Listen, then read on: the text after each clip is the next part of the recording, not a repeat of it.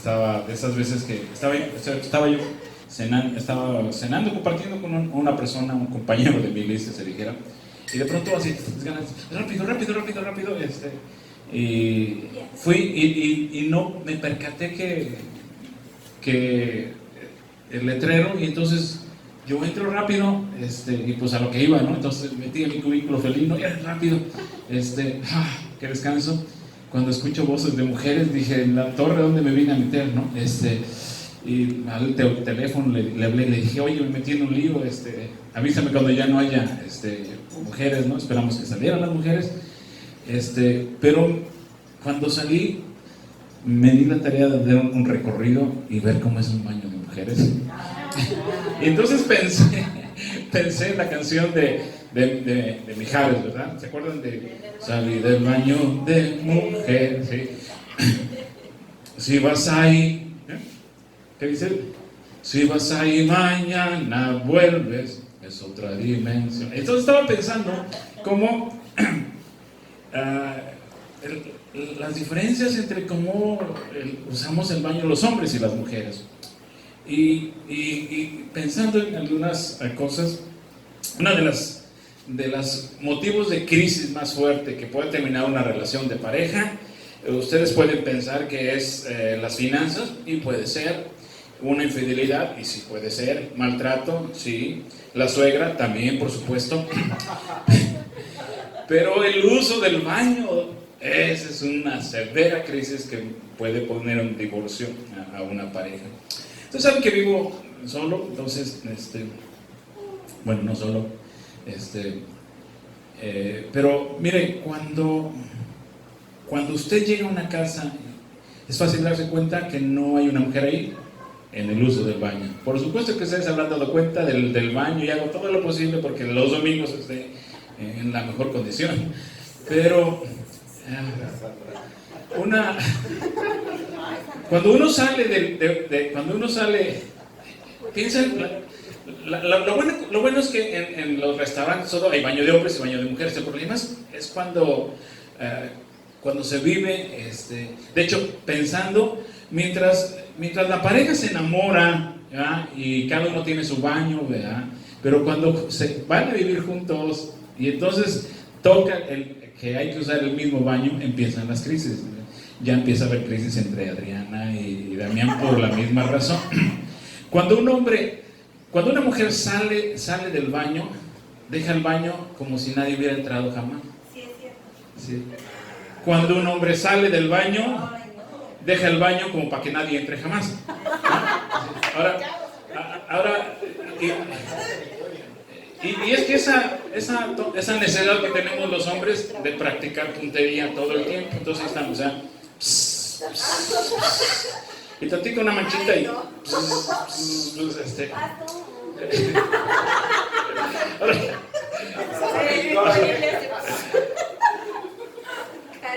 mire, vivo aquí,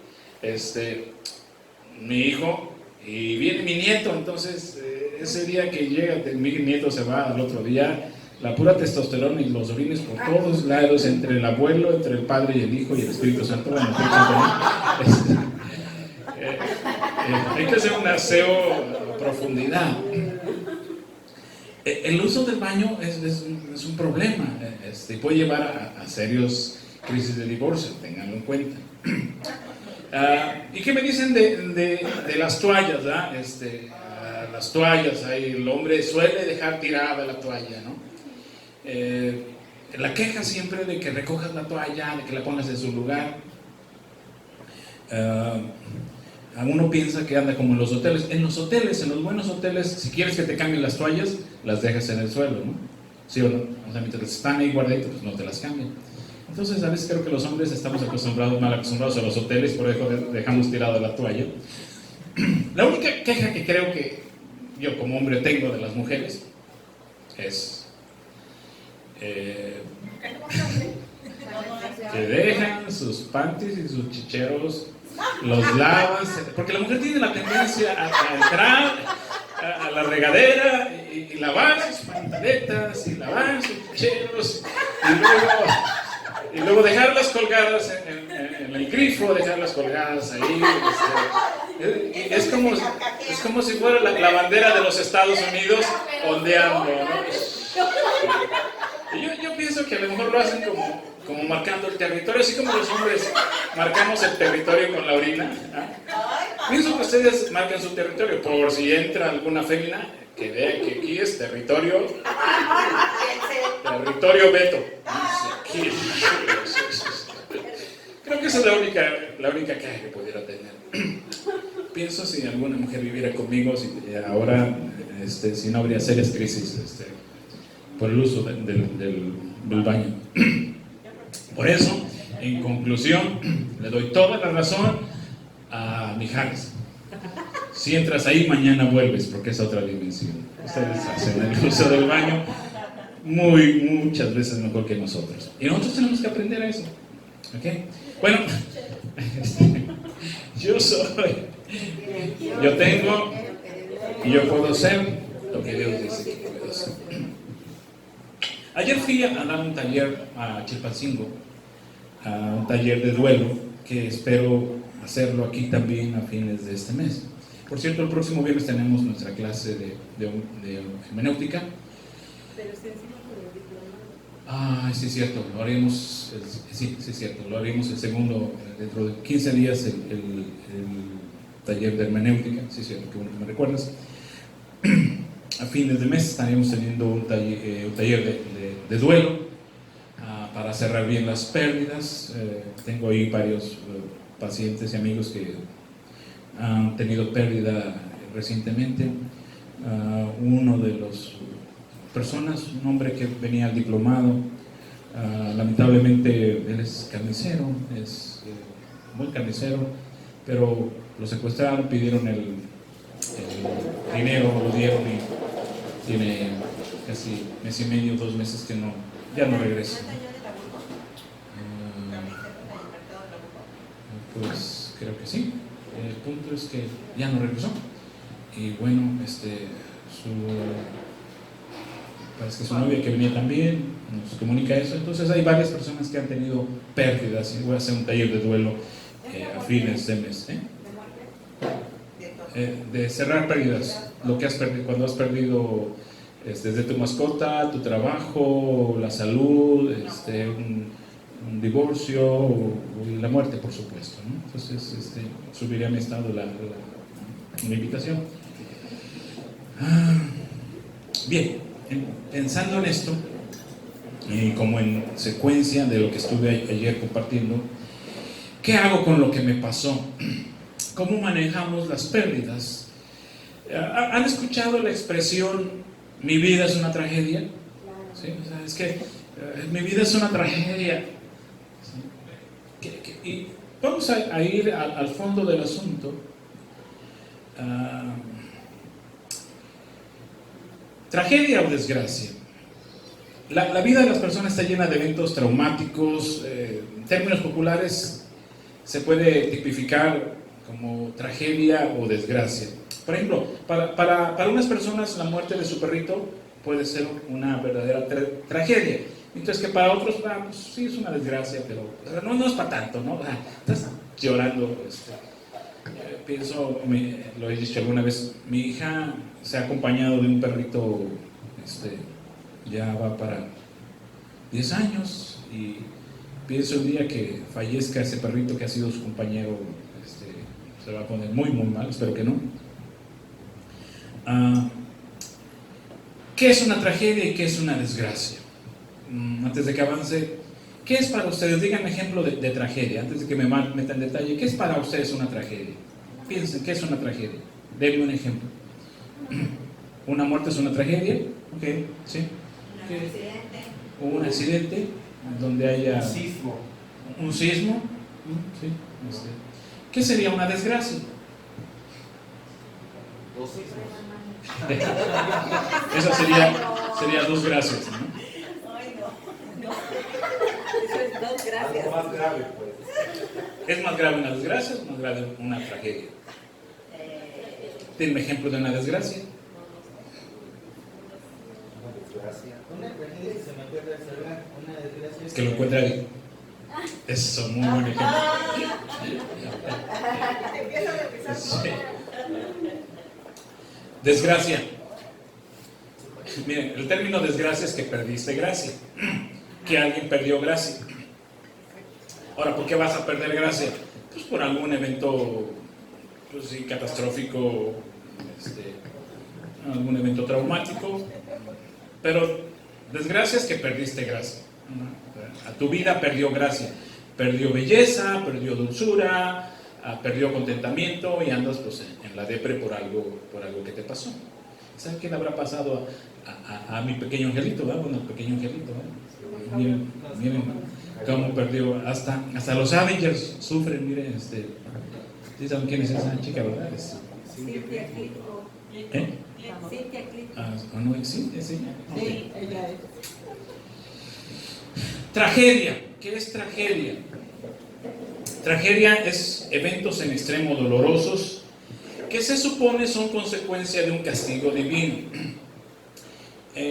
Pero el término está más bien asociado con el género literario propio de la cultura griega.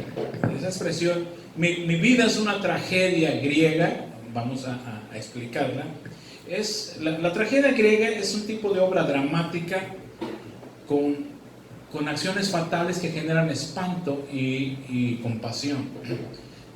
Ves la historia y dices, ay, qué mala onda, ay, pobrecito, ¿no? Esa es vamos a ver que interesantemente la tragedia griega tiene un fin, un cuerpo y un final, y hay una resolución. Voy a explicarlo, el por qué me importa traerlo a colación. Los personajes de una tragedia se enfrentan de forma inevitable contra los dioses o contra distintas situaciones de la vida en hechos que los llevan a una fatalidad. Efectivamente, va incluida la muerte. En una tragedia va a haber fallecimientos, va a haber muertes. De acuerdo a Aristóteles, una tragedia está compuesta por 3 partes: prólogo, episodio y éxodo. Se los explico. El prólogo aporta la ubicación, el contexto de la historia, dónde sucedió, cuándo sucedió y en qué términos se estaba dando la tragedia. El episodio muestra los diálogos que está teniendo el personaje principal, el drama, la histeria, el desgarre y su charla con los dioses, su reclamo, su súplica. Antes de avanzar, pregunto, ¿han leído una tragedia en la Biblia de personajes antes de que avance? ¿Quién? Sansón. Y nuestro buen amigo de las mañanitas, Rey David. El éxodo es la parte final donde el héroe o el protagónico reconoce su error y recibe el castigo o el perdón divino. Entonces, la tragedia griega te muestra lo que le pasó a cierto personaje, cuándo sucedió, por qué le sucedió, los antecedentes, y te muestra el drama, la histeria, el desgarre, la súplica, la negociación, el reclamo hacia los dioses o hacia Dios. Pero finalmente la tragedia griega te va a llevar a una resolución. ¿Qué pasó después? La tragedia se caracteriza principalmente por la histeria y dramatismo. ¿Entienden lo que es histeria y dramatismo?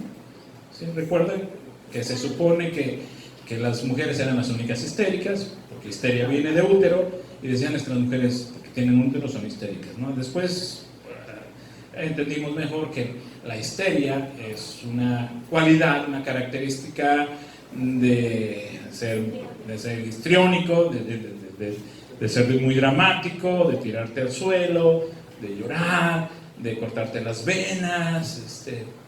¿Recuerdan algún personaje bíblico que fue bien histriónico, al grado de que se rapó, se echó cal y luego se puso túnica con pelo de camello para que le picaran ¿Se han puesto alguna vez a pelo la ropa de lana que venden en las zonas frías?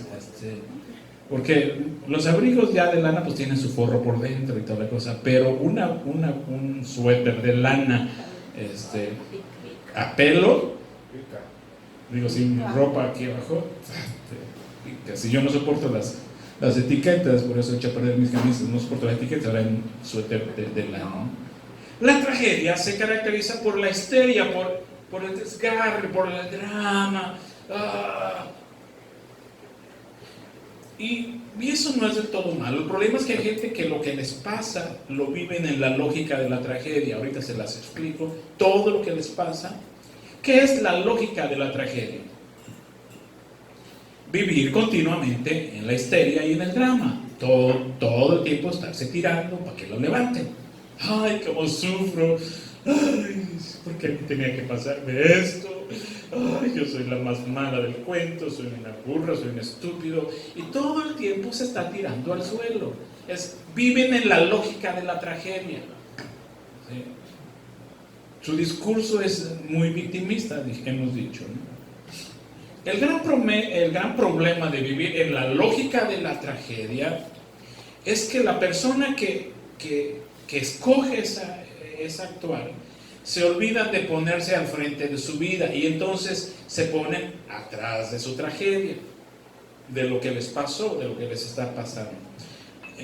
Pierden el sentido de la vida, como dijera Víctor Frank, ya no tienen las riendas de su vida y su vida está para hacer histeria y drama, para desgarrarse, para llorar, para tirarse al suelo.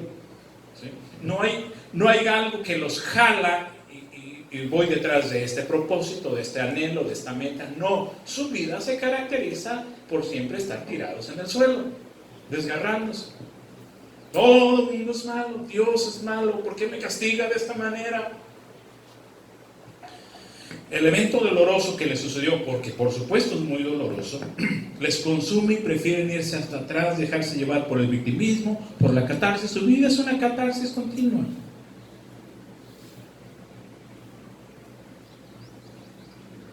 ¿Conocen a alguien así?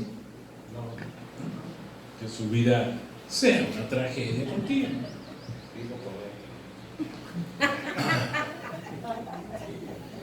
Ejemplos. La mujer que enviudó hace 20 años y aún le guarda luto a su difunto.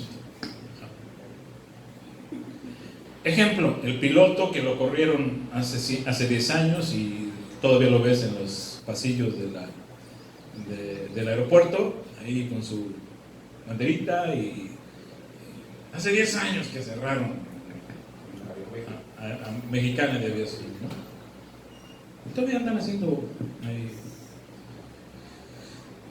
La mujer que hace 10 años se divorció de un marido machista, misógino, y por miedo a vivir algo igual decide no volver a enamorarse, porque con eso de que todos los hombres son iguales.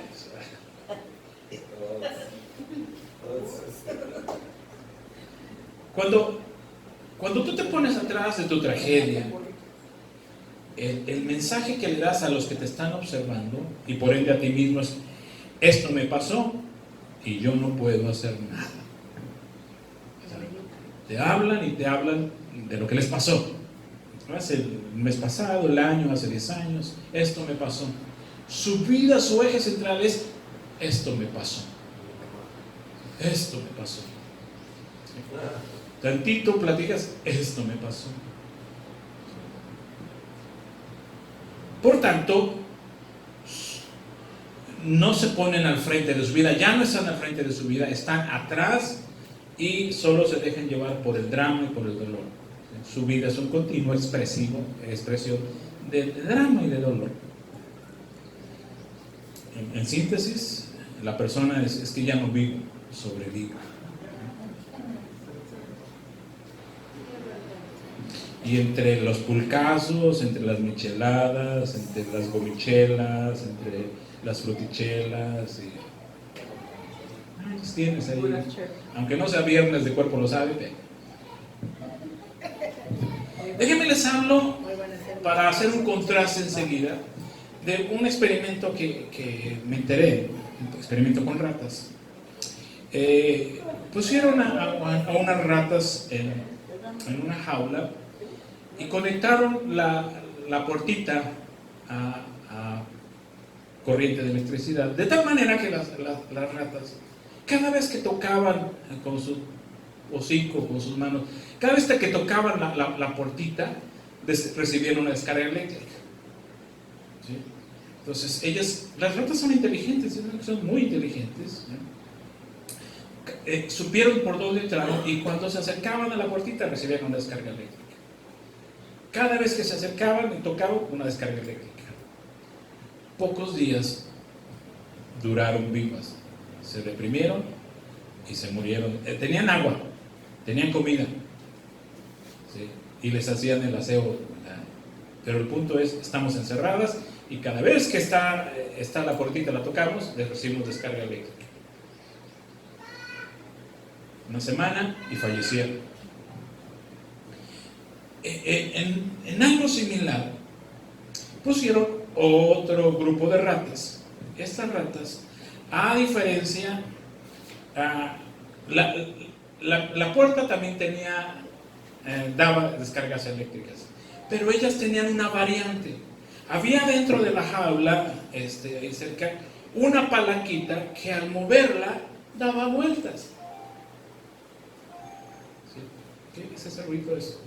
No es el mío, ¿no, verdad? No. Recibían la descarga eléctrica,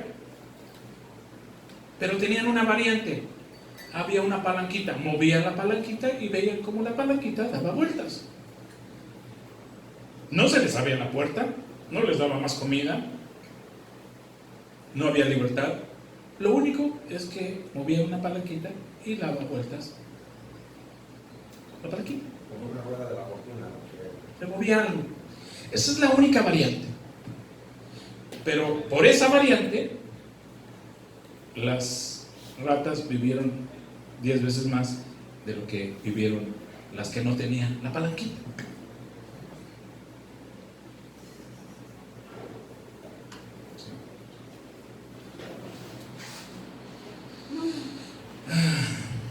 ¿Por qué vivieron más tiempo el segundo grupo de ratas? Porque podían hacer algo diferente a lo del primer grupo de ratas. Entonces, cuando las personas encuentran algo que hacer, algo variante, a solo expresar su tragedia, a solo vivir la tragedia, esta variante les hace que sus vidas tengan un poco más de placer y que extiendan sus días de vida.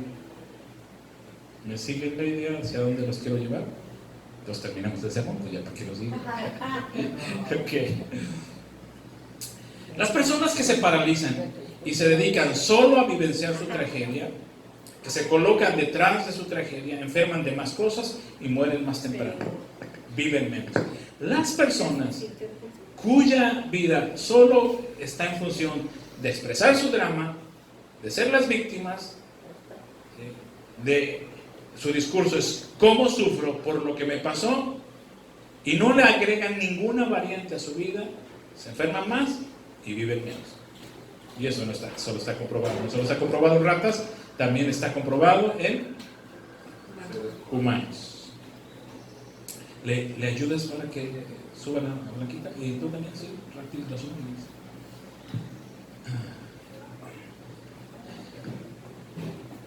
Mi vida es una tragedia. Sí. Rodolfo, y si te pasas para acá para que dejes ahí, porfis, ¿no? Sí, si te mueves tantito. ¿Si te pasas para allá? Yo, Sí. ¿quiere venir acá? Ahí como atrás para que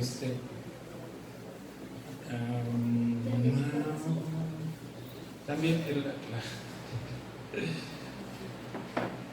perdón por el break, pero tenemos en silla de ruedas entrando. Decimos entonces Gracias. dedicarnos a vivir la tragedia sin incorporar ninguna variante nos acorta nuestros días de vida y nos enferma más. Si quieres allá te quedas, Maquita, ahí quédate, quédate. Sí, está bien. Sí. En ese sentido, Dios nos dio la capacidad de colocarlos al frente de nuestras tragedias. Mi vida es una tragedia. En la tragedia es un evento donde teóricamente el ser humano, la persona, se supone que está recibiendo un trato divino. Dios está tratando con esta persona. Dios no prometió que estaríamos exentos de tragedias. De hecho dijo, mientras estén en este mundo tendrán aflicción. Y Él dijo, pero tened ánimo, yo estoy con ustedes. Las tragedias están para llorarse. Las tragedias las sufriremos, nos desgarraremos, despotricaremos. Pero Dios nos ha dado la capacidad de ponernos al frente de la tragedia y retomar el rumbo de nuestras vidas. Filipenses 4:13 dice que todo lo puedo en Cristo que me da las fuerzas. Ahora voy a meterme en el aspecto teológico. David tuvo su propia tragedia. ¿Se acuerdan? Dentro de la tragedia griega, el episodio que es los diálogos, pero vamos a irnos al contexto de la historia de David. Un día no salió a pelear junto con todo su ejército, se quedó a echar la hueva, ¿no? Tenía derecho, está hasta arriba su castillo, y allá por allá está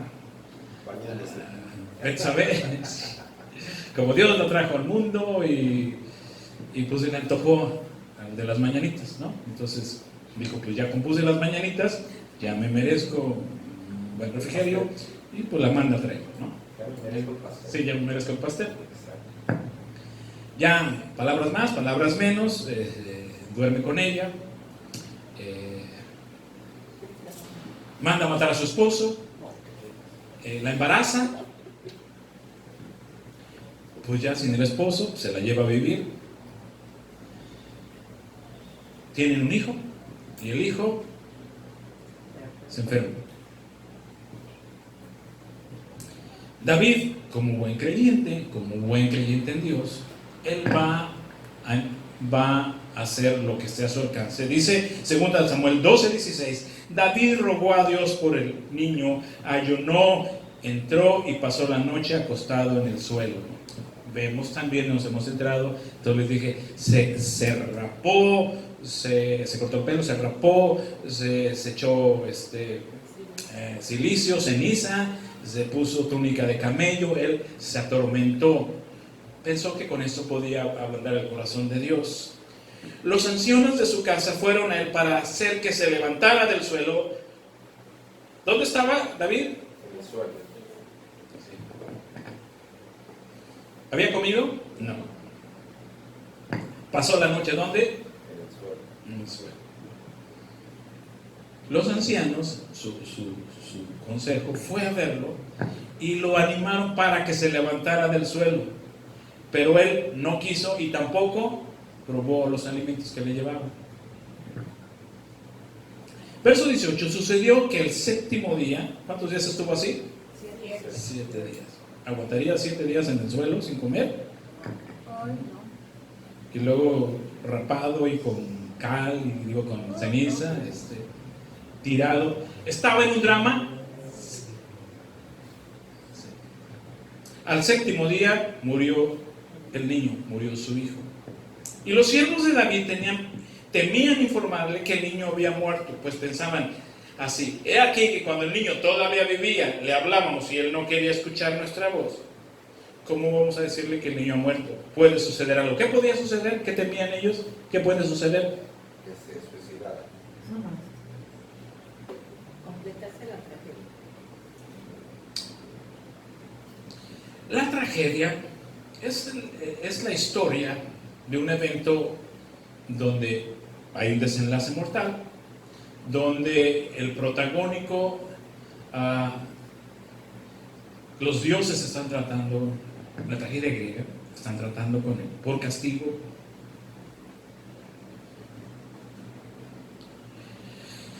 dijimos, el problema de la tragedia es que la persona se coloca atrás de su vida, ya no está al frente de su vida y se dedica al drama, al lloro total. David lo hizo, pero ¿por cuánto tiempo? 19. Cuando David vio que susurraban entre sí, se dio cuenta que lo que había pasado. ¿Murió el niño?, preguntó. Sí, le contestaron los ancianos, ya murió. Entonces David se levantó del suelo, se lavó, se ungió, se cambió de ropa, entró en la casa del Señor y adoró. Después fue a su casa y pidió alimentos, le sirvieron comida y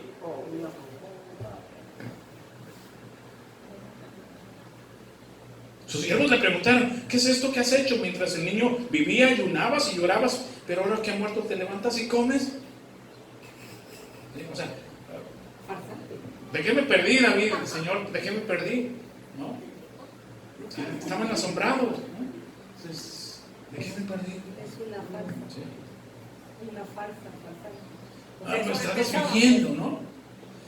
Entonces dijimos, y es muy respetable el tiempo en la pérdida de lo que sea, de la salud, de la casa, del coche que robaron. Es muy loable y necesario la catarsis, el llorar, el desgarrarse.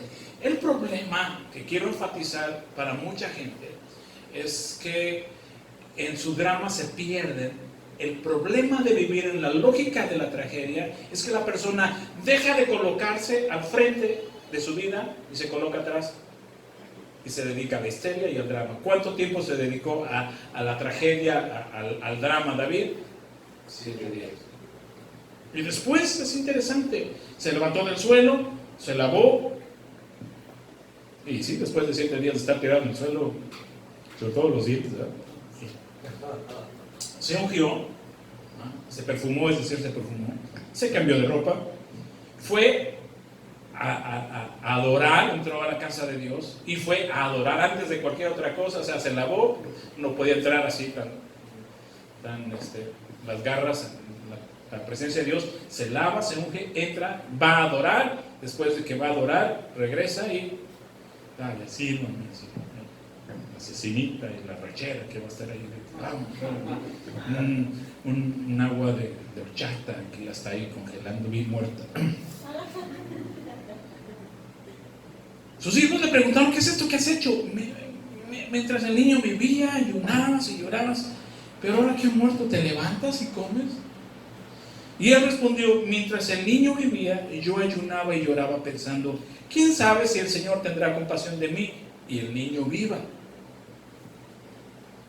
Pero ahora que ha muerto, ¿para qué he de ayunar? ¿Podré yo hacerlo volver? Yo iré a él, pero él ya no va a volver a mí.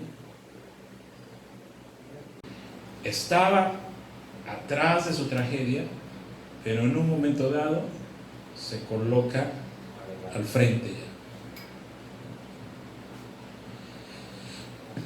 ¿Cómo me pongo al frente de mí? Las tragedias son inevitables.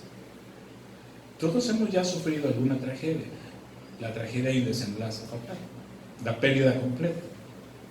Sí, un sismo donde se cae la casa, en donde gente muere, el tráiler que se estampó, muchos tráilers en estos últimos días han estado estampando, el deslave en las carreteras y que cae una piedrota en el coche. Las tragedias son algo muy normal en la vida. La pregunta, ¿qué hago con lo que me pasó? Es la pregunta de los 64,000. No solamente esto me pasó. Es decir, el que vive en la lógica de la tragedia, todo su discurso es, esto me pasó. Y lo escuchas mañana y esto me pasó. Y lo escuchas el próximo año y esto me pasó. 5 años después, esto me pasó. Me pusieron el cuerno, me robaron el coche, perdí el trabajo, yo era uno de los mejores pilotos, más pagados, esto me pasó. ¿Sí? La pregunta que hay que cambiar es, ¿qué hago con lo que me pasó? ¿Qué tenían las ratitas de segunda jaula? Igual recibían descargas eléctricas, pero había una variante, había una palanquita.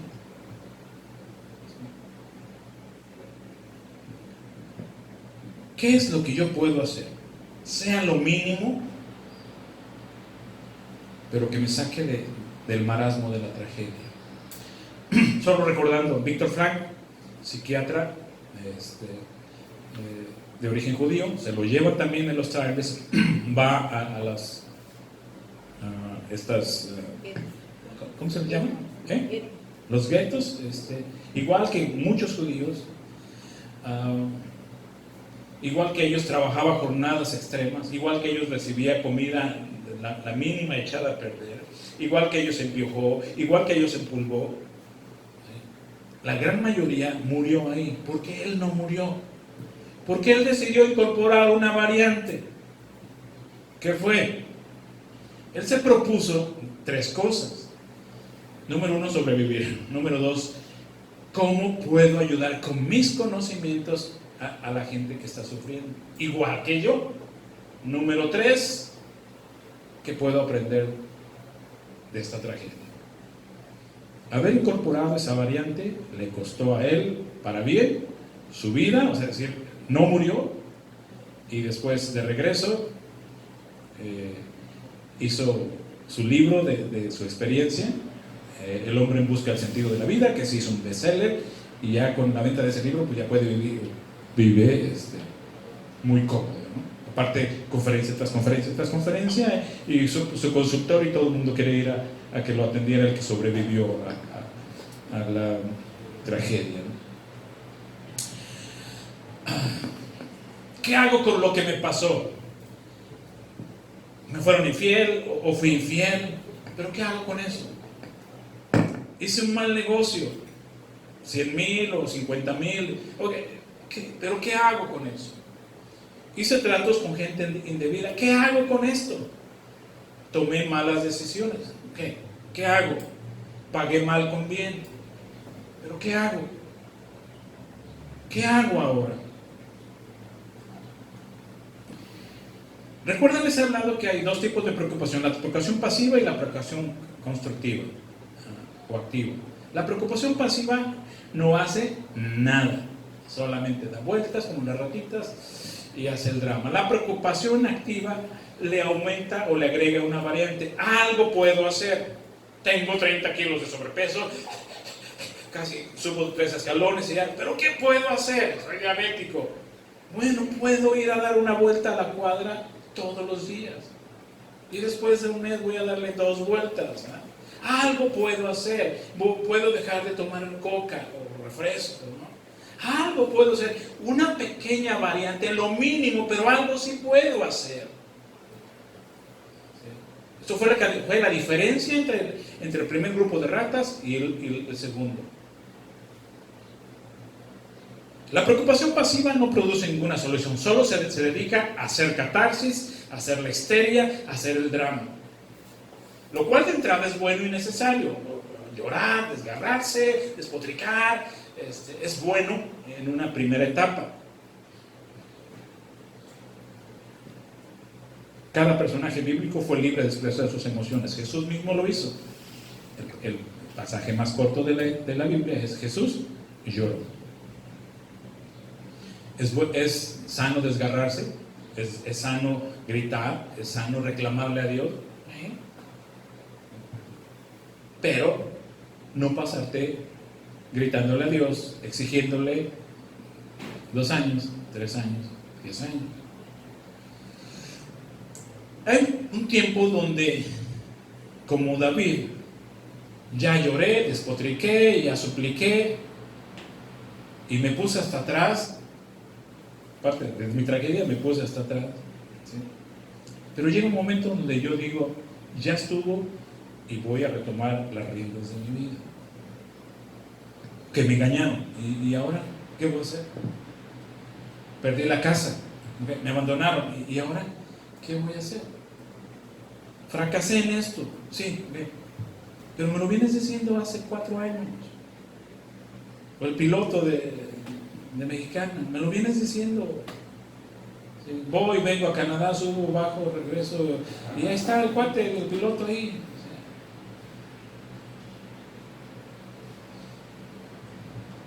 A diferencia de la preocupación pasiva, la activa te incita, te estimula a hacer algo con los restos, con lo que te quedó. ¿O todo lo perdiste? Con lo que te quedó. Si lo que te quedó fue un pie, pues con eso puedes hacer algo. Si te quedó una mano, con eso te quedó. Con eso que te quedó, con eso puedes construir algo, ¿no? Te quedó un dólar, ¿no? Por no decir un peso. Con ese dólar, con ese peso, con eso puedes hacer algo. No te quedó nada, pero tienes tu formación académica, pues con eso puedes hacer eso. No quedó nada, pero sabes hacer pozole, pues te vas a Canadá a vender pozole, ¿no? ¿Sí? Agua de horchata ahí, en el crucero, pero en el crucero del que se va a Canadá.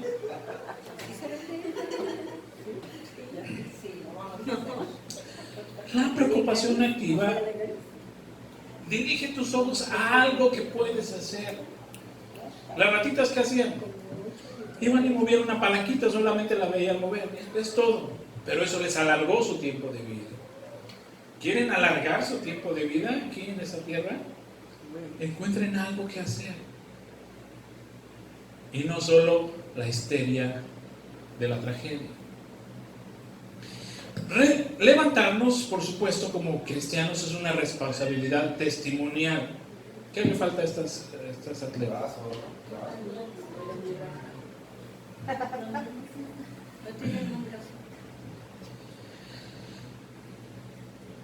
La tragedia, hablando de tragedia en ese entendido, todos hemos atravesado ya por alguna tragedia, o alguno no.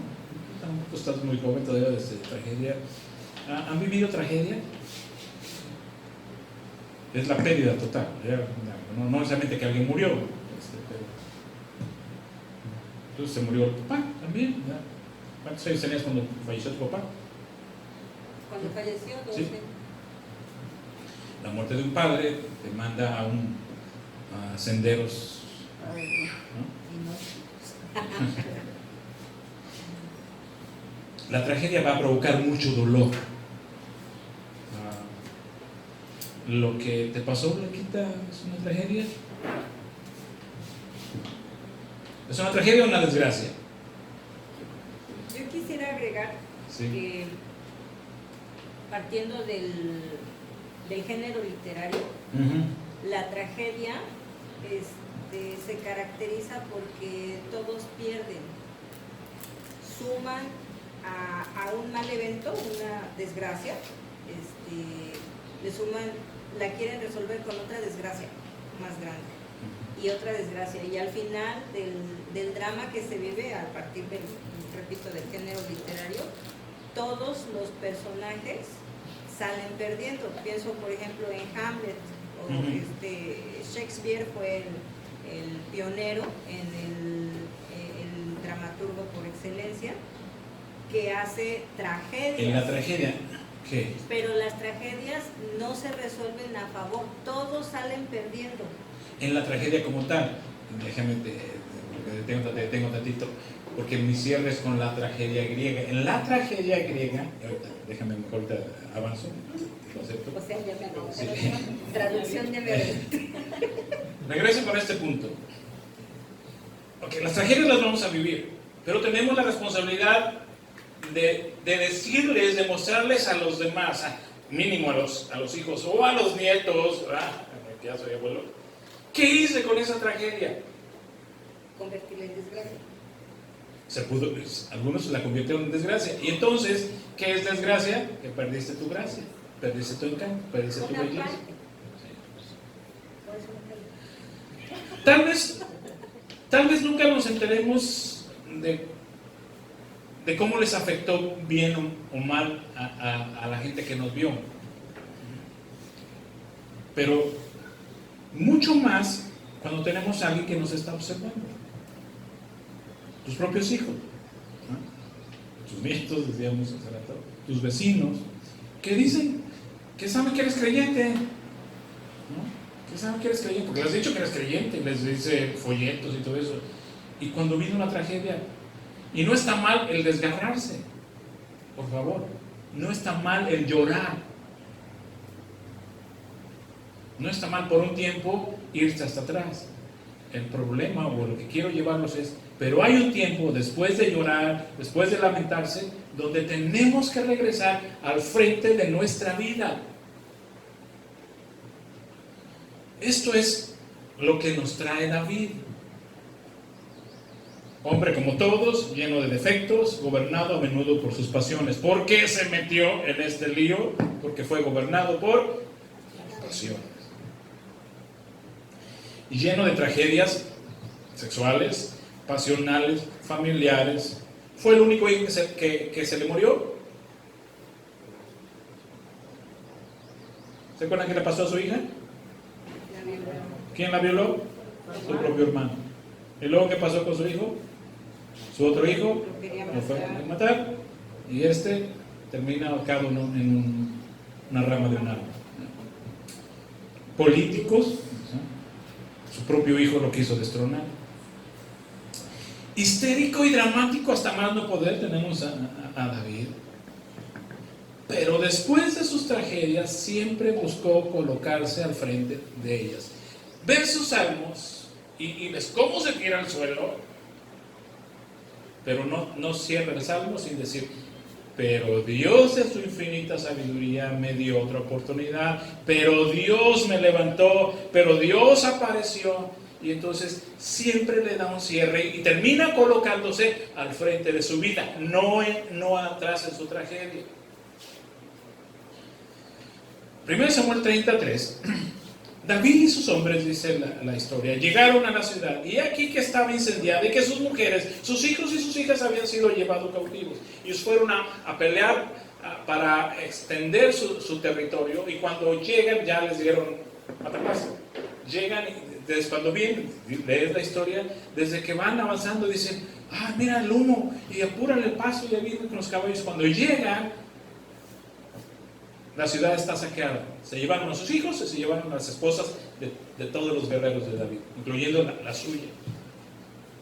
Entonces David y la gente que estaba con él alzaron su voz y lloraron hasta que les faltaron fuerzas para llorar. La expresión de emociones es buena y necesaria. Lloraron hasta que le faltaron fuerzas.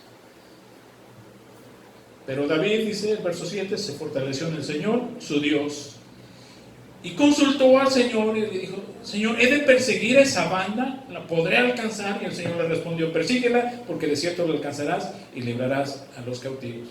¿Y qué hace David? Organiza de nuevo y vamos detrás de ellos. Regreso con la historia original. De inmediato David se levantó del suelo, se lavó, se puso lociones, se cambió de ropa, luego fue al tabernáculo a adorar al Señor, y después volvió al palacio donde le sirvieron de comer y comió, dice otra versión. Sus consejeros estaban asombrados. No lo entendemos, le dijeron, mientras el niño aún vivía, lloraba y rehusaba comer, pero ahora que el niño ha muerto, usted terminó el duelo y de nuevo está comiendo. David luego consoló a Betsabé. Véngase, mi chiquita, voy a consolar. Además, como que no tiene sueñito. Dice: nos vamos al oscurito, porque pues, hay que reponer el niño que se nos fue. Ahí está. Me lo estoy sacando de la manga, ¿no? Luego David consoló a Betsabé, su esposa, se acostó con ella, entonces ella quedó embarazada. Ups, si no estaban durmiendo, ¿verdad? ¿Cómo es que quedó embarazada? ¿Eh? Estaban provocando. Y David lo llamó Salomón. El Señor amó al niño y mandó decir por medio del profeta Natán que debería llamarlo Yedidías, que significa amado del Señor. Entonces David no se queda en la histeria, no se queda en el drama, no se queda en la tragedia.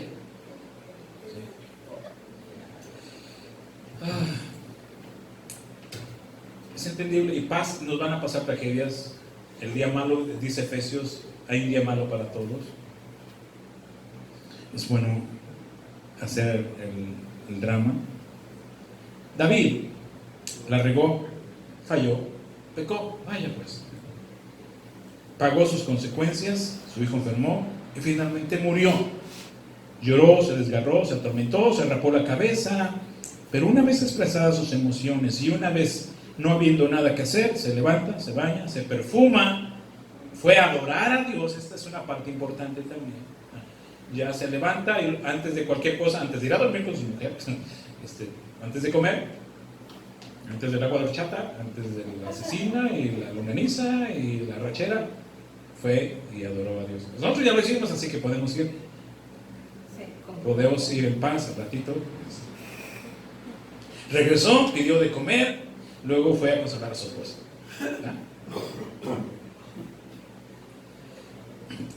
Les dije, sobre todo como creyentes, tenemos un testimonio que hacernos responsable. David sufría, le decían los ancianos, ¿de qué nos perdimos, rey? Estabas tirado en el suelo y ahora ya te levantaste. David sufría mientras mi hijo sufría, pero cuando mi hijo dejó de sufrir, ¿qué razones tengo yo para hacer lo mismo? O sea, mientras estaba mi hijo, está en la lucha de vive o muere, está sufriendo, yo también sufro con él, pero mi hijo ya dejó de sufrir. ¿Qué razón tengo yo de estar sufriendo? Me gusta esta parte. Un día yo iré a él. Él ya no va a venir a mí. Un día yo iré a él. Pero mientras yo voy a él, yo tengo una responsabilidad. Yo tengo una responsabilidad, con mi pueblo, David, con mi esposa, pero la tengo conmigo mismo. Hasta con los salmos que he escrito. Decido no sufrir por sufrir. En la tragedia hay un tiempo donde se sufre y es normal ese sufrimiento, pero llega un momento en el cual se sufre por sufrir. Ya no hay razón de sufrir. Las ratas del experimento tenían una palanquita que al final no hacía ninguna diferencia excepto moverse.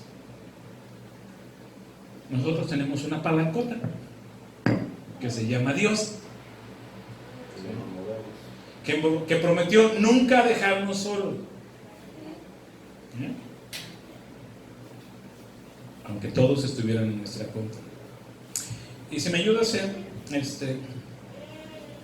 en la tragedia griega, en la tragedia como tal es lo que dices, pero en la tragedia griega, cuando ustedes pueden consultarlo, vayan a la tragedia griega. Y la tragedia griega, lo que se quería mostrar eran acontecimientos que, a pesar de ser muy dolorosos y pasar por mucho dramatismo, al final se mostraba el orden y el deber. En la tragedia griega, al final se mostraba el orden y el deber. ¿Cuál es el orden? Te sucede algo, Dios te castiga, te caes, lloras, ¿sí? Platón, Aristóteles, te caes, lloras, te desgarras, pero te levantas. Porque tu deber es levantarte y restituir el orden. ¿Cuál es el orden? El orden es que yo estoy al frente de mi vida. Si mi tragedia está al frente de mi vida, es un caos.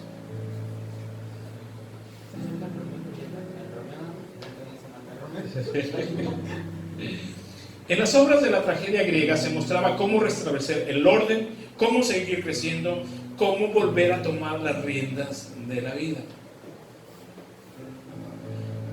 Pase lo que nos pase, tenemos una responsabilidad: volver a tomar las riendas de nuestra vida.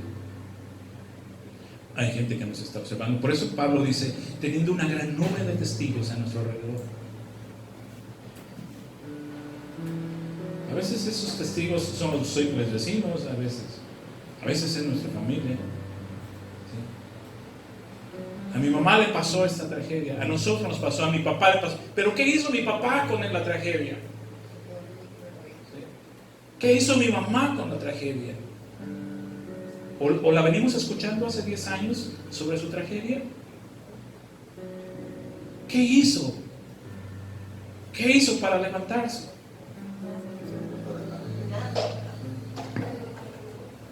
Cierro con algo que también me di cuenta, me enteré. ¿Se acuerdan de Martín Lutero? Algo pasó en la vida de Martín Lutero. Entró en una depresión muy profunda, Martín Lutero. Y su mujer lo veía ahí, deprimido, encerrado, sin comer. Ya no tenía gusto por escribir, por traducir las escrituras. Recuerde que tradujo las escrituras de latín a francés y luego al inglés.